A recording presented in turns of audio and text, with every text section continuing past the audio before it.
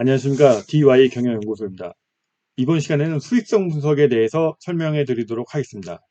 자, 수익성 분석이라는 것은 기존 회사가 지금 현재 향유하고 있는 비즈니스를 하고 있는데 거기서 이제 새로운 사업에 대해서 진출을 할 때 이 새로운 사업에 대해서 진출했을 때 우리가 얼마만큼의 수익을 얻을지 그거를 판단하는 그런 업무를 하는 것을 수익성 분석이라고 할 수 있겠습니다. 기존 회사들이 새로운 제품에 대해서 제안을 할 때 수익성 분석을 하여서 견적가를 산정하는 업무 이런 것하고도 거의 같은 의미입니다. 자, 그러면은 수익성 분석 업무에 대해서 설명해 드리도록 하겠습니다. 그 회사에서 사업성 분석이라는 표현도 사용하고 수익성 분석이라는 표현도 사용합니다. 그런데 저는 이렇게 정리를 좀 했어요. 자, 사업성 분석이란 신규 사업의 내용, 기술성, 시장성 및 판매 전망, 수익성, 소요자금, 조달 운영 계획, 인력 충원 계획 등을 종합적으로 검토하는 것입니다. 범위가 굉장히 넓죠. 하지만 기술성, 시장성 및 판매 전망, 인원, 자금은 가용 범위 내에 있기 때문에 보통의 경우 사업성 분석의 주요 검토 사항은 수익성 분석이라고 할 수 있습니다. 자, 사업성 분석의 범위는 여기서 여기까지 아까 제가 언급해줬던 이런 부분에 대해서 전반적인 내용이 다 포함이 됩니다. 하지만 대부분의 회사들이 아주 새로운 비즈니스, 새로운 영역으로 진출하는 것 아니면은 기존 제품을 새로운 시장에 내거나 기존 제품에서 약간 업그레이드 된 것을 제안을 하거나 이런 경우가 굉장히 건수로 보면 굉장히 많을 겁니다. 그럴 때 다른 부분에 대해서는 특별하게 달라질 게 없다라고 볼 수 있습니다. 그랬을 때 이번 건에 대해서 수익성 분석을 하는 거라고 지금 업무 영역을 좀 축소시킬 수 있죠. 그랬을 때 그런 거를 이제 수익성 분석이라고 표현을 하고요. 이 전반적으로 전체적으로 다 검토한다라고 하면은 이거는 이제 사업성 분석이라고 표현합니다. 새로운 영역, 새로운 비즈니스에 나갈 때 수익성 분석 그럴 때는 새로운 비즈니스에 나갈 때는 수익성 분석이 아니라 사업성 분석 전체를 해야 되고 그런 걸 하려면은 회사의 전 스텝 부서, 모든 부서들이 다 총망라하여 붙어서 아마 검토를 해야 될 겁니다. 하지만 수익성 분석이라고 하면은 새로운 게 아니라 기존에 있던 제품을 신규 시장에 또는 기존의 제품을 약간 업그레이드된 버전을 계산해서 내는 것, 견적 원가를 산정하는 것이라면은 기존의 사업팀하고 기존의 수익성 분석 담당자 간에 이 정도 작업을 해서 나올 수 있습니다. 그래서 이 점 사업성 분석은 범위는 없고 수익성 분석은 범위가 좁은 건데요. 좀 참고해 두시면 좋을 것 같다. 근데 보통 회사에서는 구분 없이 사용할 수도 있죠. 자, 수익성 분석의 프로세스입니다. 제 경험상 하고 제 연구상 이렇게 정리를 좀 했고요. 모든 회사마다 동일하게 적용하지는 않을 수 있죠. 각 회사마다 케이스 바이 케이스로 특이 사항이 있을 수 있지만 전반적으로 그냥 이런 식으로 흘러간다라고 참고하시면 좋을 것 같습니다. 먼저 사업팀에서 요청이 오겠죠. 사업을 발굴하고 구체화해서 그 다음에 요청 양식에 맞춰서 이제 작성해서 수익성 분석 담당자에게 요청이 옵니다. 그러면 수익성 분석 담당자는 수익성 분석을 하게 되겠죠. 기존에 생산 실적이 있다면 그것을 참조할 테고, 예. 그리고 그 회사마다 기준 지표가 정해져 있을 거예요. 뭐 환율, 간접률, 물가 상승률, 임금 인상률 이런 것들이 정해져 있을 겁니다. 그럼 그런 것을 참조해서 수익성 분석을 진행합니다. 수익성 분석이란 거는 누가 하더라도 거의 같은 결과가 나와야 됩니다. 그렇기 때문에 이런 기준 지표들이 굉장히 중요한 거죠. A라는 사람이 수익성 분석하는 거하고 B라는 사람이 수익성 분석하는 거라고 차이가 크다면은 그 회사에서 수익성 분석 프로세스는 좀 문제가 있는 거겠죠.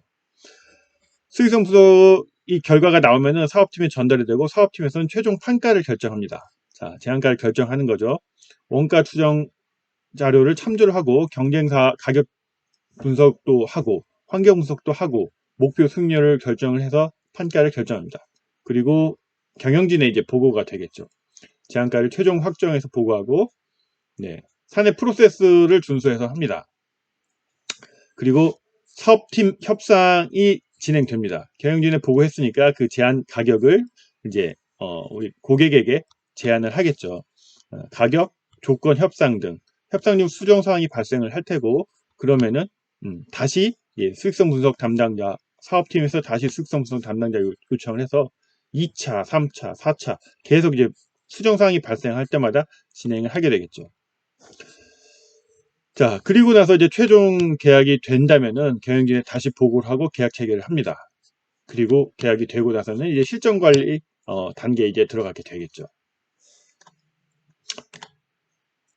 수익성 분석을 요청할 때는 이제 사업팀에서 이제 수익성 분석 담당자에게 요청을 하게 되는데, 제가 이제 요청하는 페이지를 이제 장표를 2장을 만들었습니다.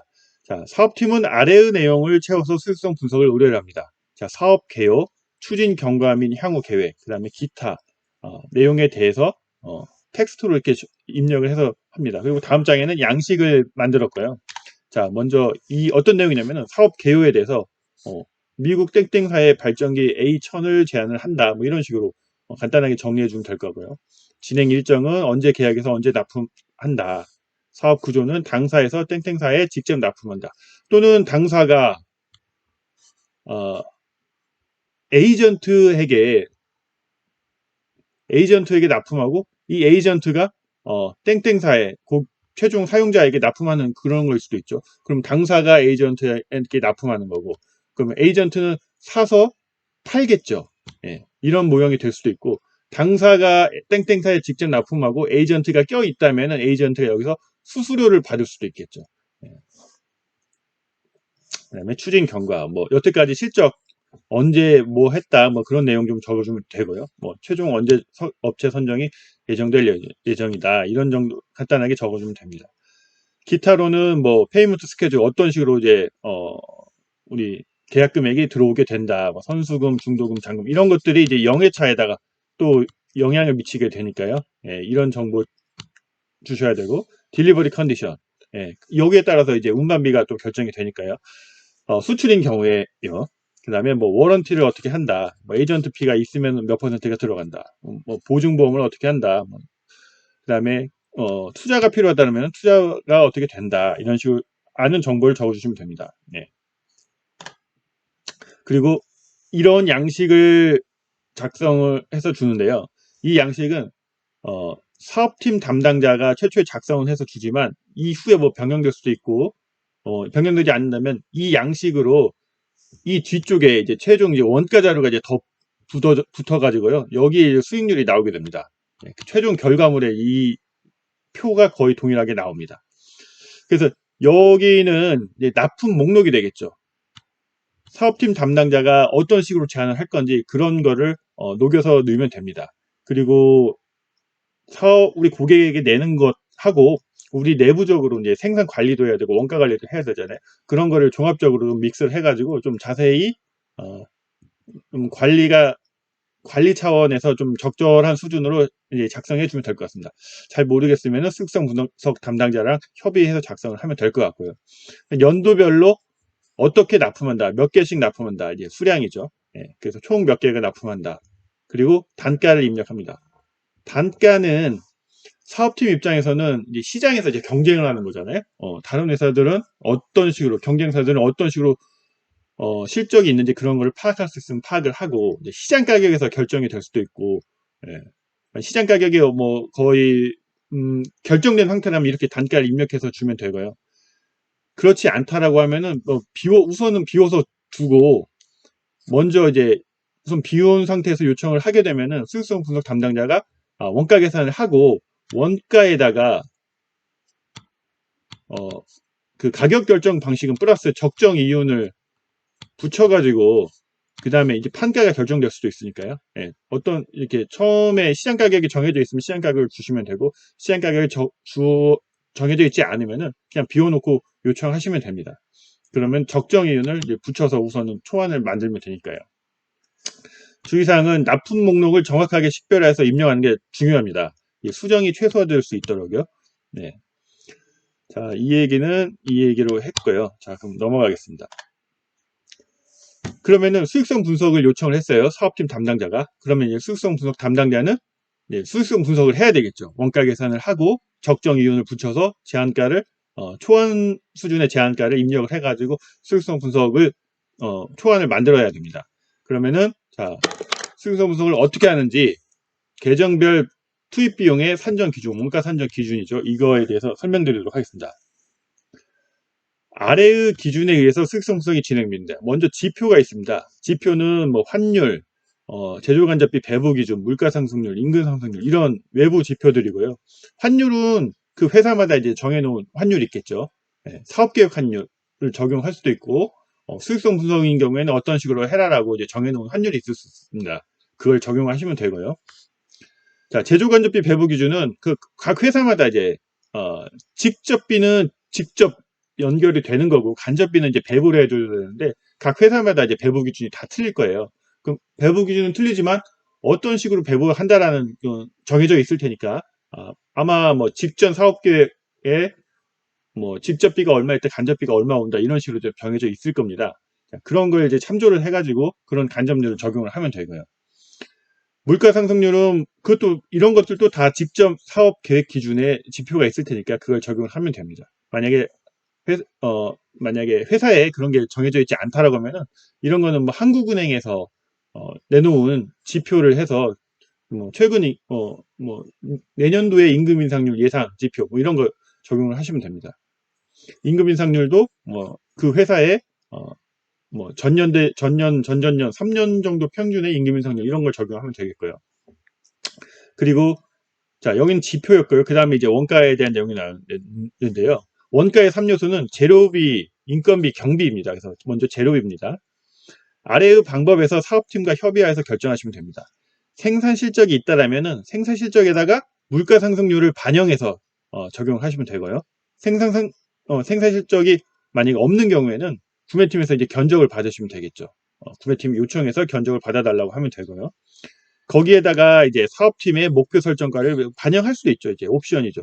왜냐면은 이 두 가지 방법으로 했을 때는 시장에서 수주가 어렵다라고 할 경우에 뭐 전략적으로 목표 설정가를 반영할 수도 있겠죠. 뭐 예를 들어서 5% 재료비 이런 걸로 나온 대비 것에서 5% 원가 절감을 반영을 하겠다 이런 식으로 하면 되겠죠. 근데 이렇게 만약에 반영을 한다라고 하면은 이제 경영진에 보고할 때 이런 목표가 5% 원가 절감 목표가 반영돼 있다라는 걸 보고를 드려야 될 테고요.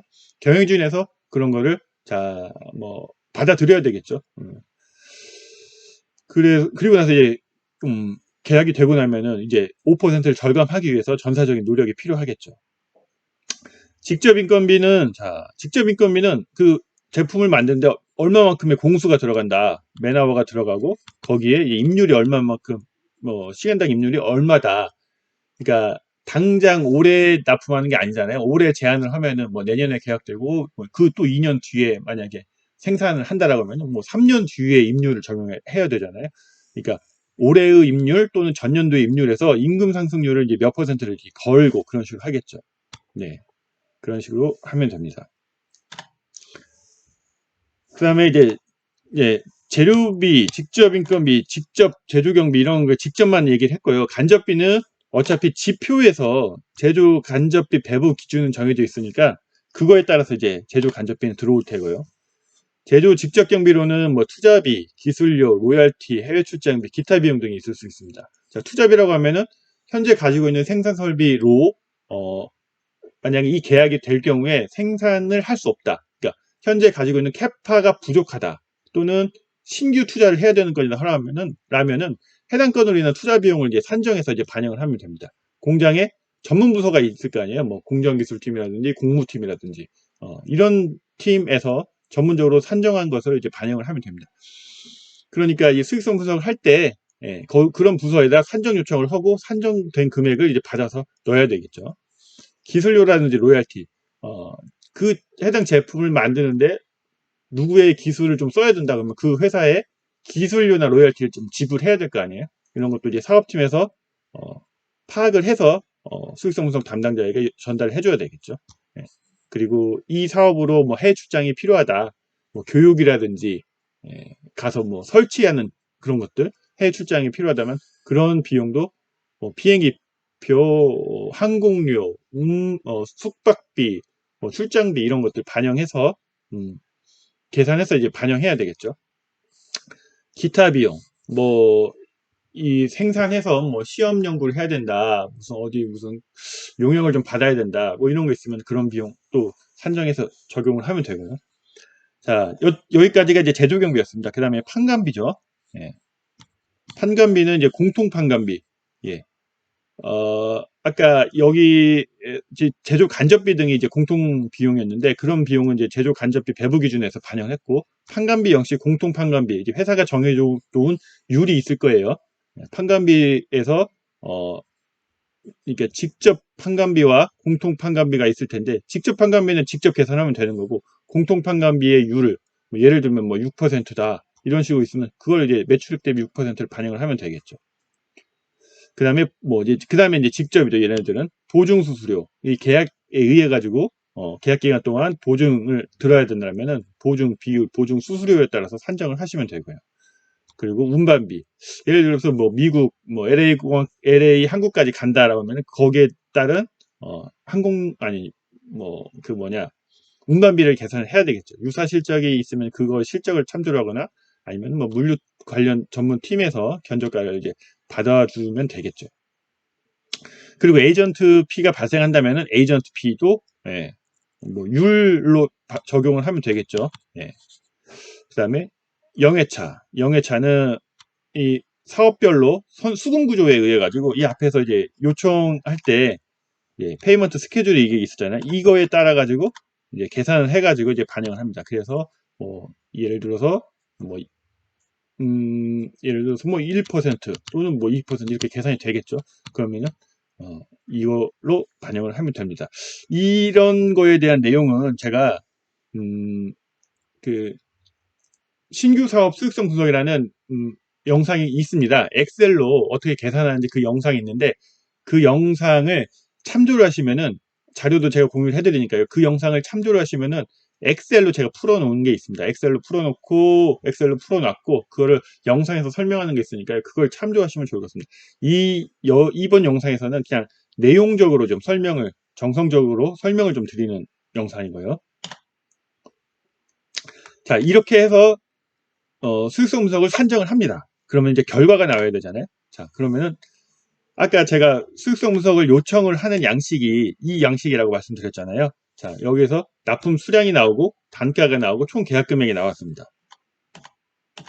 그래서 여기까지가 사업팀에서 요청해 준 양식이고요. 그 뒤로 요만큼이 이제 수익성 분석 결과가 나온 겁니다. 그래서 총 원가, 계약 금액은 얼마였는데 총 원가는 얼마고, 그래서 세전이익은 얼마고 이익률은 얼마다, 이런 식으로 나옵니다. 처음에 단가를 사업팀에서 저는 이제 준 걸로 지금 했는데, 만약에 사업팀에서 단가를 주지 않았다라고 하면은 이 회사의 수익성 분석 가이드라인 이런 걸 의해 가지고 수출, 뭐 예를 들면 이거 지금 달러로 쓰니까 수출입니다. 수출 사업을 할 때 뭐 세전이익률 20%는 가이드라인 20% 이상 해라라고 한다면은 세전율 20%에 맞게 여기에 수익성 분석 담당자가 넣어주면 되겠죠.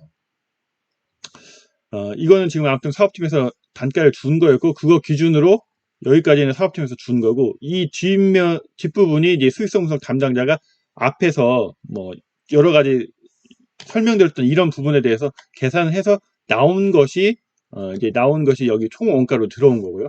총 원가에서 세전이익을 계약 금액에서 총 원가를 빼면 세전이익이 나오고, 이익률은 세전이익하고 계약 금액을 나누면 이익률이 나오겠죠. 이런 식으로 이제 최종 결론이 지어집니다. 물론 이거 나오기 전에 이런 표가 완성이 됩니다. 그래서 여기에 있는 납품 목록 있잖아요. 납품 목록이 이런 식으로 이제 아까는 이 위아래였는데 여기서는 이제 좌우로 이런 식으로 하고, 이제 계정 과목별로 제조원가 합계, 판관비, 영해차, 총 투입원가, 원화 기준, 달러 기준, 요약표 이런 식으로 이제 나오게 됩니다. 처음에는 이렇게 나오게 되는 거죠. 그래서 앞에서 뭐 재료비 계산을 했으니까 재료비가 이렇게 나오고, 각 제품 납품 목록별로 재료비가 나오고, 인건비가 나오고, 그 다음에 경비가 나오고, 뭐 전용 투자비가 있었다면 전용 투자비가 나오고, 개발비가 있다면 개발비 나오고, 기타 뭐 해외 출장비 등이 있다면 나오고, 기타 이제 직접비들이 나오고, 그 다음에 간접 경비가 나오고, 인건비에서도 이제 간접 인건비가 나왔고, 여기서도 간접비가 나왔죠. 간접률이 이미 처음에 세팅이 되어 있었을 테니까요. 그래서 제조경비 계획가 나오고, 제조경비 1이라고 하고 제조경비 2라고 했는데, 만약에 에이전트피가 있다면, 에이전트피가 그 회계 처리 기준회계, 기업 회계 기준에서, 이제 IFRS죠. IFRS에서 에이전트피를 이제 제조원가로 분류를 하고 있습니다. 그래서 제조원가로 하는데, 제조원가 1까지는 사 내에서 이제 발생하는 제조원가인 거고, 이거는 제조원가로는 분류를 하지만 솔직히 컨트롤할 수 있는 게 아니잖아요. 에이전트피는 계약에 의해서 만약에 5% 이런 식으로 정해진다면 계약 금액의 5%씩 지불을 해야 되니까, 옛날 같았으면 판관비로 처리해야 되는 그런 것들이니까요. 그래서 제조원가 2로 이렇게 집계를 하고 전체 제조원가가 이렇게 나오게 되는 거죠. 그리고 판관비, 공통판관비. 이게 공통판관비도 몇 퍼센트다 있을 테니까 그렇게 올 테고요. 그 다음에 운반비하고 보증료, 이런 거를 계산한 대로 이제 계산해서 나오게 되겠죠. 운반비는 여기서는 이제 별도 항목으로 지금 처리를 했습니다. 뭐, 수출하는 경우에는 운반비가 굉장히 크니까 이렇게 별도 항목으로 요청을 할 수도 있고요. 운반비는 여기 갈 수도 있고, 이제 여기로 들어갈 수도 있죠. 그것도 이제 사업팀에서 뭐 결정해 주는 대로 하면 되겠죠. 그리고 영해차 비용이 들어오게 되는 거고요. 그래서 총 투입 원가가 들어오게 됩니다. 그리고 앞서 이제 계약 금액이 있었으니까 그 계약 금액이 이제 여기서는 이제 처음에는 원화로 있고 달러로 있는데, 뭐 원화로 이제 기준 환율이 있었을 테니까 기준 환율을 곱해가지고 이제 원화로 이렇게 들어오게 되고, 계약 금액은 달러가 환율을 곱해서 이렇게 오는 거고, 이제 총 원가는 위에서 계산한 것들이 이렇게 내려오는 거고, 그런 식에서 이렇게 계산이 되고, 이거는 이제 기준 환율로 바꿔가지고 달러로 이렇게 됩니다. 그래서 이 장표가 이제 사실 먼저 만들어지고, 그리고 나서 이제 이 장표가 이제 만들어지는 거죠. 요약표로. 그래서 이 수익성 분석 결과 1과 2가 물론 이 앞서서 만든 이런 것까지 다 어차피 엑셀로 만드니까요. 엑셀로 이런 표가 있고, 앞서서 만든 이런 것들은 이제 세부 이제 만들어진 시트가 있겠죠. 그래서 요약표상에서 이렇게 나가면은 사업팀에서는 이걸 보고 이제 사업 전략을 또 검토를 할 거 아니에요. 수익성 분석 담당자에게는 이 원가 계산을 해달라고 요청을 했고, 사업 입장에서는 전략 검토를 하겠죠. 전략 검토를 하고 환경 분석도 하고, 그래서 우리가 어떤 가격 전략을 가져가야겠다. 그래서 가격이 어느 정도 가야겠다라고 이제 시장에서의 가격도 판단하고, 그리고 여기서 나온 이 총원가에서 코스트 플러스 입장의 원가하고 이렇게 비교를 하겠죠. 시장 가격과 이렇게 비교를 해가지고 적정 가격 전략을 이제 최종적으로 확정을 하겠죠. 예. 그래서 이제 만약에 변경을 한다면, 여기서 이제 변경을 하게 되면은 이 뒷부분이 이제 자동으로 이제 변경을 되게 해야 됩니다. 수익성분석단위원회는 그렇게 만들어줘야 사업팀에서 편하게 전략을 검토를 할 수가 있겠죠. 여기를 넣었을 때 자동적으로 시뮬레이션이 되도록 해야지 누구나 다 편하게 쓸 수 있죠. 만약에 시뮬레이션이 안 된다면 굉장히 이제 어렵겠죠. 자, 이런 식으로 아무튼 결과가 나오게 됩니다. 결과 1, 결과 2를 설명드렸고요. 그리고 자, 제가 좀 전에도 말씀드렸지만 제한가 결정 프로세스가 있습니다. 자, 시장에서 결정되는 가격. 자, 가격은 시장에서 결정될 수도 있어요. 우리가 독보적인 기술을 가지고 있지 않다라면 그럴 수밖에 없죠. 경쟁을 해야 되는 거죠. 그리고 사내에서 원가 누적 방식으로 산정되는 가격이 있을 겁니다. 그래서 아까 제가 이제 설명드렸지만, 뭐 재료비는 과거 실적에 얼마, 거기다 임금 인상률 아니 물가 상승률 걸고, 임률도 우리 공정기술팀 같은 데서 몇 매너가 들어간다고 하고, 거기에 또 임금 인상률 걸고 해서 이렇게 쭉쭉쭉쭉 더하면은 굉장히 이제 원가가 좀 많이 나오겠죠. 다들 나름대로 자기가 만들어 놓은 숫자 가지고 뭐가 계약이 됐을 때 그 결과에 대해서는 자기가 책임을 져야 되기 때문에 조금씩 보수적으로 봅니다. 그럼 조금씩 보수적으로 본 게 더하면은 상당히 보수적으로 보게 될 수밖에 없거든요. 그래서 이것과 이거의 차이는 굉장히 큽니다. 처음에 이런 식으로 한번 만들어 놓고 이제 전략적으로 이제 사업팀에서 이제 이 두 개의 갭이 크면은 마케팅 전략적으로 또는 원가 전략적으로 서로 검토를 다시 해야겠죠. 그래서 사업팀에서 그런 중심 역할을 좀 해야 되겠죠. 자, 그 말을 밑에다가 그림을 그려놨습니다. 자, 시장에서 가격이 결정되는 부분은 시장 조사, 경쟁 분석 등을 통해서 마케팅 전략, 사업 전략을 통해서 제한가를 도출하게 됩니다. 시장에서 수주할 수 있는, 경쟁에서 수주할 수 있는 제한가가 나오겠죠. 그리고 반대로 이제 공장에서는 이제 공장이 수익성 분석 담당자가 공장이라든지 그런 걸 통해서 제품 설계라든지 원가 선정을 하게 됩니다. 여기에다가 이제 적정 이윤을 더해야 되겠죠. 회사는 돈을 남겨야 되니까요. 그렇게 해가지고 제한가가 도출이 됩니다. 이제 코스트 플러스라고 할 수 있고 여기는 마켓인이라고 할 수가 있습니다. 그래서 여기 두 개가 이렇게 와서 종합적인 전략 검토를 합니다. 사업팀에서 이런 식으로 검토를 한 다음에 아마 이제 갭이 클 거예요. 이쪽에서 이렇게 오면은 그러면은 양방으로 다 좀 푸시를 해야 되겠죠. 사업 전략 쪽에서는 마케팅을 재검토를 하도록 하고 시장 조사라든지 경쟁 분석이라든지 우리가 우리의 강점을 내세워서 우리가 경쟁 업체보다 스펙이 더 좋다.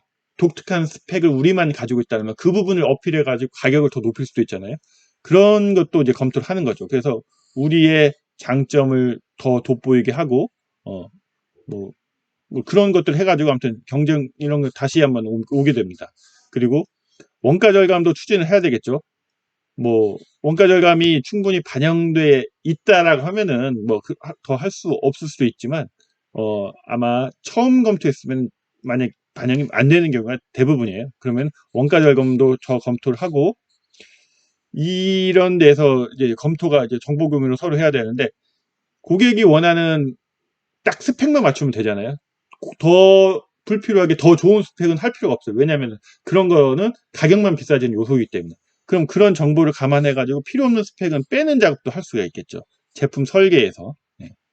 제품 설계에서 필요 없는 스펙은 너무 고스펙인 거는 낮추는 작업도 할 수 있겠죠. 그래서 단가를 낮추는 작업도 할 수 있겠죠. 필요 없는 품질 검사 이런 것도 뺄 수도 있고요. 그래서 다시 제한가를 도출합니다. 여기에서도 다시 판가를 검토하고 다시 종합적으로 이제 검토하고 그래서 최종적으로 이제 제한가를 설정을 하게 됩니다. 그래서 이런 부분에 이제 어떻게 보면은 이쪽에서의 시장 가격을 밑에 쪽에서 원가 타겟 코스팅을 할 수도 있죠. 타겟 코스팅, 목표 원가를 설정하는 겁니다. 그래서 뭐 원가 기획이라고도 하고요. 그런 부분이 반영될 수도 있고 스펙이 서로 이제 정보 공유를 하면서 딱 적정 스펙만 반영하는 그런 작업도 들을 수가 있습니다. 그래서 최종적으로 이제 제한가가 결정되고 만약에 이제 계약이 될 수도 있고 이제 안 될 수도 있겠죠. 계약이 되면은 이거 기준으로 이제 원가 절감 관리를 해야 되고 안 되면은 뭐 이제 나가리 되는 거고요. 그리고 이 두 개를 다시 검토를 했는데도 이 갭이 너무 크다라고 하면은 전략적으로 이 사업을 드랍할 수도 있겠죠. 그런 판단을 할 수도 있습니다. 자, 여기까지 해가지고 회사에서 수익성 분석하는 방법에 대해서 설명을 드렸습니다. 아까도 말씀드렸지만 여기서는 이제 정성적으로 이렇게 한다 프로세스적으로 설명을 드렸고요. 실질적으로 여러분 강의 들으시는 여러분이 수익성 분석 담당자일 수도 있고 또는 이제 사업팀 담당자일 수도 있잖아요. 그러면은 실제 어떻게 숫자적으로 어떻게 흘러가는지 이런 게 궁금하실 수도 있어요. 그러면은 제 영상 중에 신규 사업 수익성 분석하는 영상이 있거든요. 그걸 한번 참조해서 들어보시기를 추천드리겠습니다. 예, 감사합니다. 여기서 강의 마치도록 하겠습니다. 감사합니다.